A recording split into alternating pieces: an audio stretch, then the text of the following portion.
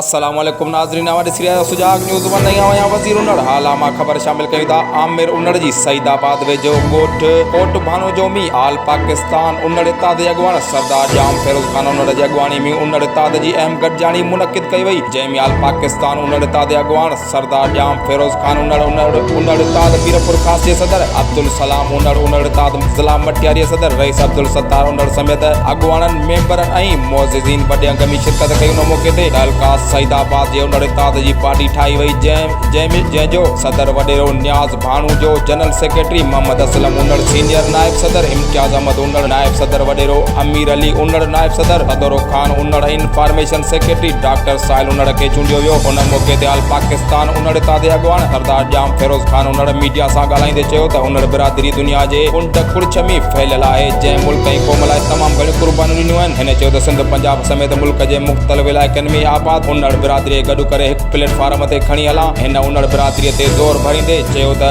पंहिंजे औलाद खे ख़ासि करे नियाणियुनि खे तइलीम ॾियारी वञे ऐं हिक ॿिए सां इख़्तिलाफ़ ख़तमु करे मुहबत ऐं भाईचारे खे हथी वठण लाइ अमली तौर किरदारु अदा कयो वञे। सुजाग न्यूज़ वन में फ़िलहाल एतिरो ई। वधीक ख़बरनि अपडेट्स लाइ ॾिसंदा रहो सुजाग न्यूज़ वन।